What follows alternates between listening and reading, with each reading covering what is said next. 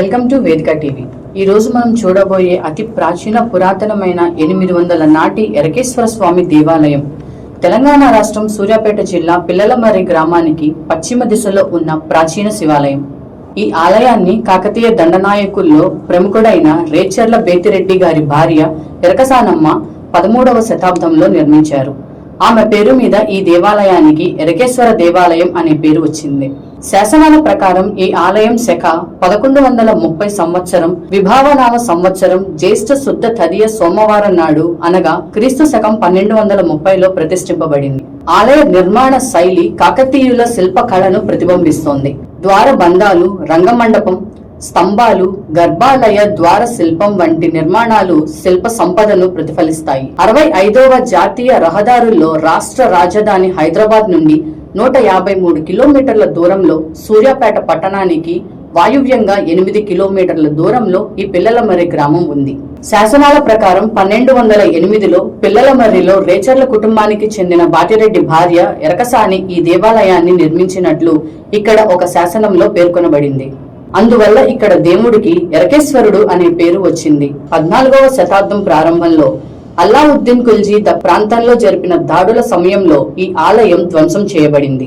ఆ తర్వాత ముస్నూరి నాయక రాజవంశానికి చెందిన కాపయ్య నాయకుడికి సేవలందిస్తున్న స్థానిక ఫ్యూజిటరీ చీఫ్ ద్వారా ఎరకేశ్వర స్వామిని తిరిగి సంపాదించినట్లు 1957 నాటి శాసనంలో పేర్కొనబడింది. ఇక్కడి ప్రాంగణంలో దేవాలయ చరిత్ర, పిల్లలమర్రి గ్రామ చరిత్ర గురించి తెలుగులో రాతి శాసనాలు ఉన్నాయి.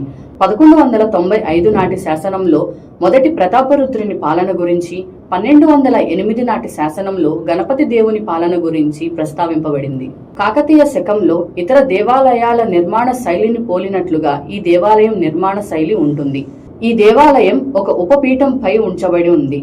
కాకతీయ శకంలోని ఇతర దేవాలయాల నిర్మాణ శైలిని పోలినట్లు ఈ దేవాలయ నిర్మాణం శైలి ఉంటుంది. ఈ దేవాలయం ఒక ఉపపీఠంపై ఉంచబడి శిలువు ఆకారంలో ఉంటుంది. దీనికి తూర్పు, ఉత్తర, దక్షిణాలలో 3 వరండాలు, పశ్చిమాన గర్భాలయం ఉంటుంది. శిఖర గర్భగుడిని ఇటుక, సున్నంతో తయారు చేశారు. ఈ దేవాలయ నిర్మాణంలో ఉపయోగించిన రాయి ఆసక్తికరమైన ధ్వని లక్షణాలను కలిగి ఉందని చెప్పబడుతుంది. గుడి రాయిని నాణ్యంతో తట్టినప్పుడు అది లోహంలా శబ్దాన్ని చేస్తున్నట్లు అనిపిస్తోంది. ఇక్కడ ప్రధాన అర్చకులైన మునుగులేటి సంతోష్ శర్మ గారిని అడిగి తెలుసుకుందాం. జిల్లాలో ఉన్నటువంటి పిల్లలమల్లి గ్రామంకి రావడం జరిగింది. ఇక్కడ ఉన్నటువంటి శ్రీ శ్రీ శ్రీ ఎరకేశ్వర స్వామి ఆలయం గురించి, ప్రతిష్టత గురించి, చారిత్రాత్మకమైన ఆలయం ఇది. ఇక్కడ ఉన్నటువంటి ప్రధాన అర్చకులు మునుగులేటి సంతోష్ శర్మ గారిని అడిగి మరిన్ని విషయాలు తెలుసుకునే ప్రయత్నం చేద్దాం. నమస్తే అయ్య గారు. నమస్కారం అండి. శ్రీ గురుభ్యో నమః. వాగర్ధావివ సంపృక్తౌ వాగర్ధ ప్రతిపత్తయే జగదః పితరౌ వందే పార్వతీ పరమేశ్వరౌ. సూర్యాపేట జిల్లా అతి చేరువలో ఉన్నటువంటి చారిత్రాత్మకమైన 12వ శతాబ్దపు కాకతీయుల కాలంలో ప్రతిష్ఠింపబడి నేటి వరకు కూడా విశేష పూజలు అందుకున్నటువంటి పిల్లలమర్రి శివాలయాల్లో ఇప్పుడు మనం ఉన్నాం. ఈ యొక్క పిల్లలమర్రి శివాలయాల్లో మొత్తం 3 ఆలయాలు ఉన్నాయి. మొదటి వచ్చేసి శ్రీ పార్వతీ మహాదేవ నామేశ్వర స్వామి దేవాలయం, రెండోది వచ్చేసి శ్రీ త్రికూటేశ్వర ఆలయం, మూడోది వచ్చేసి శ్రీ ఎరకేశ్వర స్వామి ఆలయం. ఇందులో భాగంగా మనం ఇప్పుడు ఎరకేశ్వర స్వామి దేవాలయంలో ఉన్నాం. ఈ ఆలయం మనకి రామప్ప దేవాలయం ఎంత చారిత్రాత్మకంగా మనకి అంటే ప్రసిద్ధి చెందిందో అలాంటి ప్రసిద్ధి చెందినటువంటి ఆలయాల్లో ఈ ఆలయం కూడా, పిల్లలమర్రి శివాలయం కూడా సేమ్ మనకి రామప్ప దేవాలయం లాగానే ఉండడం చాలా విశేషమైంది. ఈ దేవాలయాన్ని కాకతీయుల కాలంలో గణపతి రాజు యొక్క సామంతరాజులైనటువంటి రేచర్ల నామిరెడ్డి బేతిరెడ్డి ఇక్కడ కొన్ని లక్షల ఎకరాలలో రాజ్యాన్ని స్థాపించడం జరిగింది. ఆ సమయంలో ఈ యొక్క ఆలయాన్ని ప్రతిష్ఠించడం జరిగింది. ఈ స్వామివారి పేరు వచ్చేసి ఎరకేశ్వర స్వామి.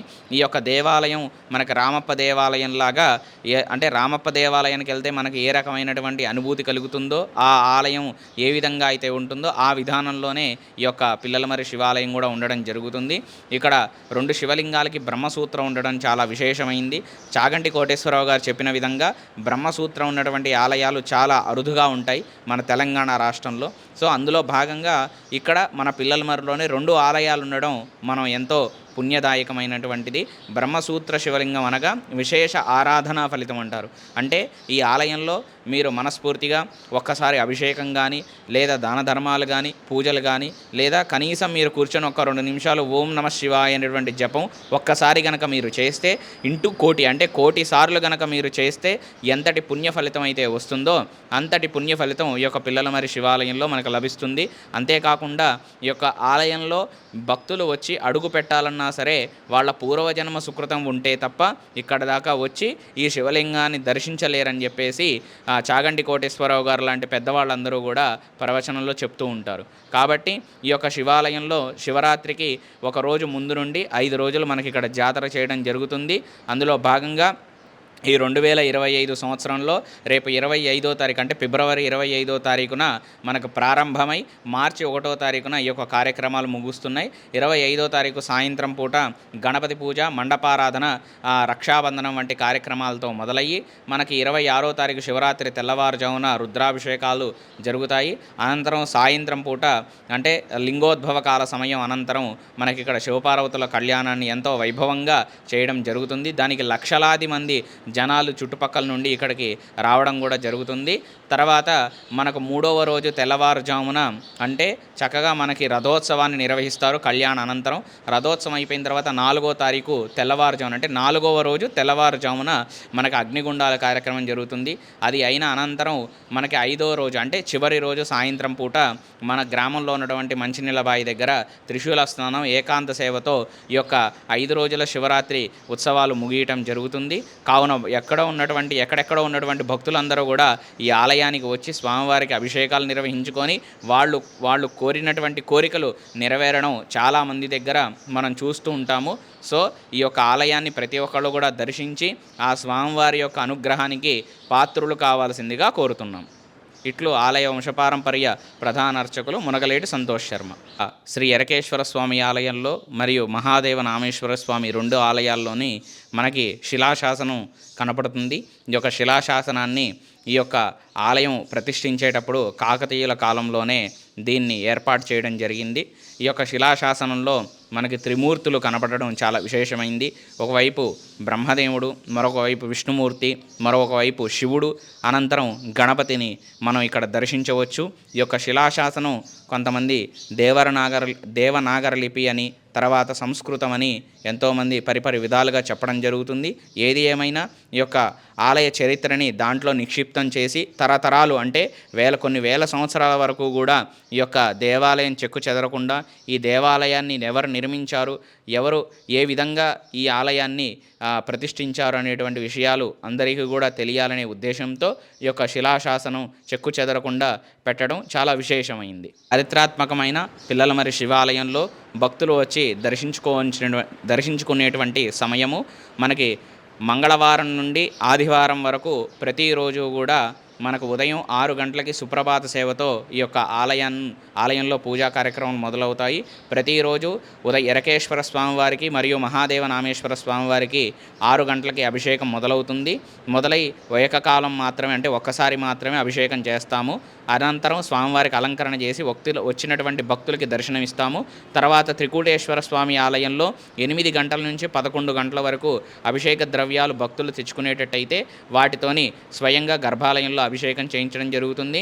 మంగళవారం నుంచి ఈ యొక్క ఆదివారం వరకు ఉదయం 6 గంటల నుంచి మధ్యాహ్నము 12:30 వరకు దేవాలయం తెరిచి ఉండడం జరుగుతుంది. మరియు సాయంత్రం పూట 4:30 అంటే 5 మధ్యలో దేవాలయం తెరిచి 8 గంటలకు మూయడం జరుగుతుంది. ఈ సమయాల్లో మాత్రమే దేవాలయానికి భక్తులు వచ్చి దర్శించుకోగలరు. తర్వాత ఇందులో ముఖ్యంగా సోమవారం చెప్పలేదు. సోమవారం రోజున మనకి స్పెషల్గా ఉంటుంది. ఎందుకంటే శివుడికి ప్రీతికరమైందే సోమవారం కాబట్టి ఆ రోజున ఉదయం తెల్లవారుజామున 4 నుంచి 4:30 కల్లా దేవాలయాన్ని తెరవడం జరుగుతుంది. ఆ రోజు తెల్లవారుజామున విశేషంగా బ్రహ్మసూత్రం ఉన్నటువంటి శివలింగాలకి రుద్రాభిషేకం పంచామృతాలతో విశేషంగా చేయడం, అనంతరం విశేష అలంకరణలు కూడా నిర్వహించడం జరుగుతుంది. కావున భక్తులందరూ కూడా ఈ సమయాలలో స్వామివారిని దర్శించవలసిందిగా కోరుతున్నాం. మరియు మనకు అరుణాచలం మరియు శ్రీశైల క్షేత్రంలో లాగా ప్రతి అమావాస్య ముందు వచ్చేటువంటి త్రయోదశి రోజు సాయంత్రం ప్రదోష సమయంలో మనకి ప్రధాన ఆలయంలో ఉన్నటువంటి నందికి భక్తుల యొక్క స్వహస్తాలతో అభిషేకం కూడా చేయించడం జరుగుతుంది. కొన్ని ఆలయాల్లో ఓన్లీ అర్చకులు మాత్రమే మాత్రమే చేస్తారు. కానీ ఈ ఆలయంలో మాత్రం భక్తుల యొక్క స్వహస్తాలతో నందికి అభిషేకం చేయడం కూడా ఇక్కడ చాలా విశేషమైంది. మరియు ప్రతి మూలా నక్షత్రం రోజున ఇక్కడ ఉన్నటువంటి సరస్వతి అమ్మవారికి అభిషేకం నిర్వహిస్తాము. ఆ సరస్వతి అమ్మవారి యొక్క సన్నిధిలో ఆ వివిధ తిథులలో నక్షత్రాలలో ఎంతోమంది పిల్లలకు అక్షరాభ్యాస కార్యక్రమాలు కూడా నిర్వహించడం జరుగుతుంది. ఇట్లాంటి విశేషమైనటువంటి పూజా కార్యక్రమాల్లో భక్తులందరూ కూడా పాల్గొని ఆ యొక్క స్వామివారి యొక్క అనుగ్రహానికి పాత్రులు కావాల్సిందిగా కోరుతున్నాం. మరియు ఈ యొక్క కార్యక్రమాన్ని అంటే ఇక్కడికి చాలామందికి ఈ దేవాలయం గురించి చాలా తక్కువ మందికి మాత్రమే తెలుసు. అలాంటి దేవాలయాన్ని బయటికి తీసుకొచ్చి ఈ సోషల్ మీడియా ద్వారా ప్రతి ఒక్కళ్ళు కూడా వీక్షించి తరించి ఇక్కడికి వచ్చి స్వామివారిని దర్శించే విధంగా ప్రోత్సహిస్తున్నటువంటి వేదిక్ టీవీ వాళ్ళకు కూడా నేను కృతజ్ఞతలు తెలుపుతున్నాను. కాబట్టి మీరందరూ కూడా ఈ ఛానల్ని సబ్స్క్రైబ్ చేసుకొని లైక్ చేసి అందరూ కూడా షేర్ చేయవలసిందిగా కోరుతున్నాం. ఇక్కడ గర్భాలయంలోని శివలింగం బ్రహ్మసూత్రాన్ని కలిగి ఉంటుంది.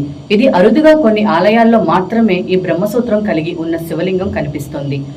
ఇలా ఉన్న శివలింగాకారంలోని దేవుణ్ణి ఆరాధిస్తే విశేషమైన ఫలితం ఉంటుంది. అంటే వేరే ఆలయాల్లో 1,000 సార్లు జపం కానీ హోమం కానీ లేదా అభిషేకం కానీ చేయించుకుంటే ఎంత ఫలితం వస్తుందో బ్రహ్మసూత్రం ఉన్న ఆలయంలో ఒకసారి చేస్తే 1,000 సార్లు చేసిన పుణ్యం వస్తుందని పురాణాలు చెబుతున్నాయి.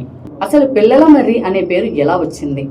మంచినీళ్ల బావి పక్కనే ఉండే మర్రి చెట్టు ఊడలు పిల్ల చెట్లు అయ్యి 7 ఎకరాల్లో విస్తరింపగా పిల్లల మర్రి అనే పేరు వచ్చింది. 100 సంవత్సరాల క్రితం భారీ భూకంపం రావడంతో ఈ పిల్లల మర్రి చెట్టు కూలిపోయిందట. ప్రకృతి వైపరీత్యాలు పశుపక్షాలు వచ్చే ప్రమాదాన్ని ముందుగానే పసికడతాయంటారు. అలానే గోరింగ పక్షులు ఈ భూకంపాన్ని ముందుగానే పసికట్టాయట. ఇంకొంచెం సేపట్లో భూకంపం వచ్చి ఈ చెట్టు కూలిపోతుందని, కింద 7 కుప్పర్ల ధనం దొరుకుతుంది అని మాట్లాడుకుంటుంటే ఒక ఎరకలైన విన్నాడట. ఆ విషయం ఆ సమయంలో అక్కడ ఉన్న బేతిరెడ్డి అనే రాజుకు చెప్పాడట. కొంచెం సేపటికే భూకంపం వచ్చింది. అక్కడి ప్రకృతిలో వచ్చిన వైపరీత్యాల వల్ల శివలింగం కొంచెం పక్కకి ఒరిగి ఉంటుంది. అలాగే ఆ మర్రి చెట్టు కింద ధనం కూడా దొరికింది. అలా అక్కడ దేవాలయాలు నిర్మించబడ్డాయి అని ఇక్కడ స్థల పురాణం. చూశారు కదా మన తెలంగాణలోని సూర్యాపేట జిల్లా ఎరకేశ్వర ఆలయ విశిష్టతను. తిరిగి మళ్ళీ వచ్చే వారం మరో పుణ్యక్షేత్రం గురించి తెలుసుకుందాం. నమస్కారం.